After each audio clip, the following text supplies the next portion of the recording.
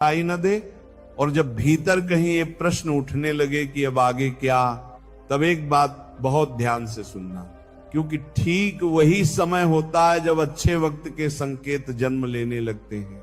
श्री कृष्ण कहते हैं परिवर्तन कभी ढोल नगाड़े बजाकर नहीं आता, वह ना तो शोर करता है और ना ही घोषणा, वो बहुत धीरे बहुत गहराई से सबसे पहले तुम्हारे भीतर दस्तक देता है।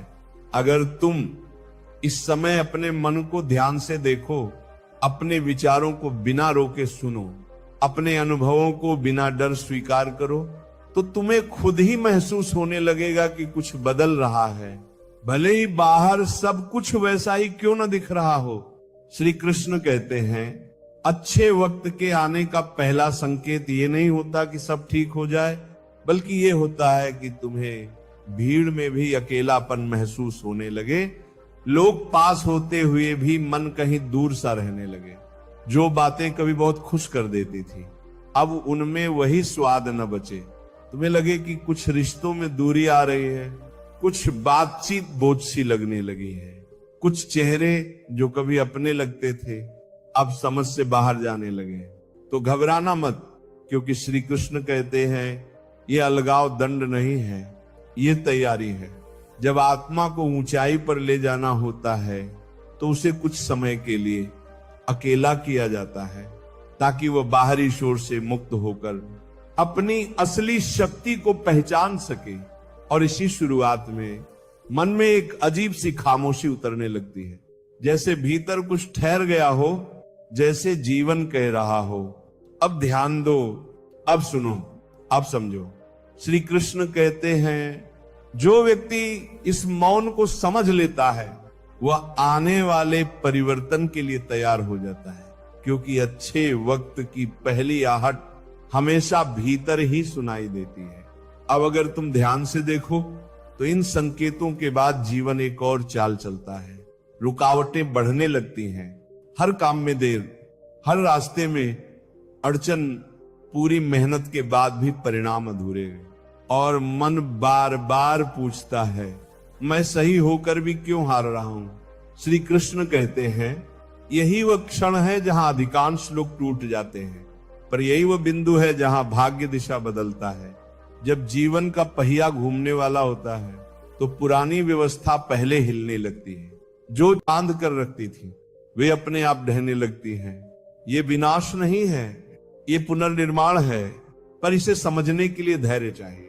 धीरे धीरे तुम्हारा मन बाहर से हटकर भीतर की ओर मुड़ने लगता है। पहले तुम दुनिया को बदलना चाहते थे, अब खुद को समझना चाहते हो। पहले सवाल बाहर पूछते थे, अब उत्तर भीतर खोजते हो, और यही बहुत बड़ा संकेत है। श्री कृष्ण कहते हैं अच्छा वक्त केवल बाहरी सुख नहीं लाता, वो पहले भीतर स्थिरता जगाता है, और जब भीतर शांति जन्म लेती है तो बाहर की लड़ाइयां अपने आप कमजोर पड़ने लगती हैं।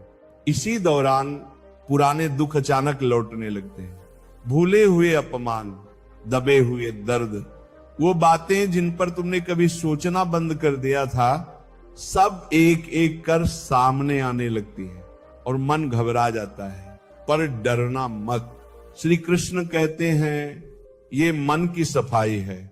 जैसे दीप जलाने से पहले घर की धूल उड़ती है, वैसे ही अच्छे समय से पहले मन पुराने बोझ बाहर निकालता है। ये पीड़ा नहीं, यह मुक्त होने की प्रक्रिया है। और इसी प्रक्रिया में तुम्हें यह महसूस होने लगता है कि तुम पहले से ज्यादा सहन कर पा रहे हो। जो बात कभी तुम्हें तोड़ देती थी, अब वही बात तुम्हें शांत कर देती है। लोग वही हैं, परिस्थितियां वही हैं, पर तुम्हारी प्रतिक्रिया बदल चुकी है। श्री कृष्ण कहते हैं जिस दिन व्यक्ति प्रतिक्रिया देना छोड़ देता है और समझना शुरू कर देता है, उस दिन उसका उत्कर्ष निश्चित हो जाता है। एक और सूक्ष्म संकेत आता है। बिना किसी ठोस कारण के मन के भीतर एक हल्की सी आशा जागने लगती है। भविष्य साफ नहीं दिखता, फिर भी डर कम हो जाता है, जैसे भीतर से कोई कह रहा हो सब ठीक होगा।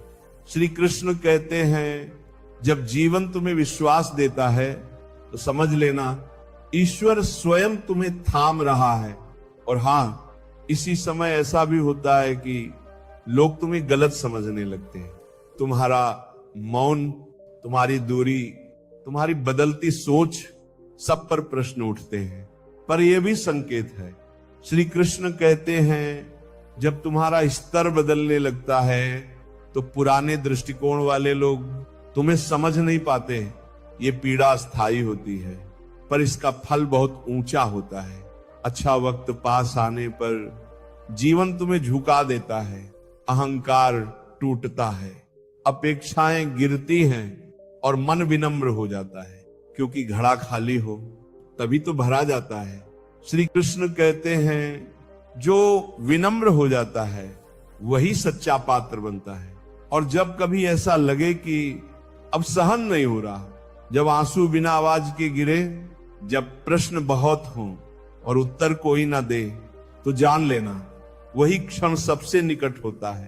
परिवर्तन के श्री कृष्ण कहते हैं सबसे अंधेरी रात हमेशा सुबह से ठीक पहले आती है।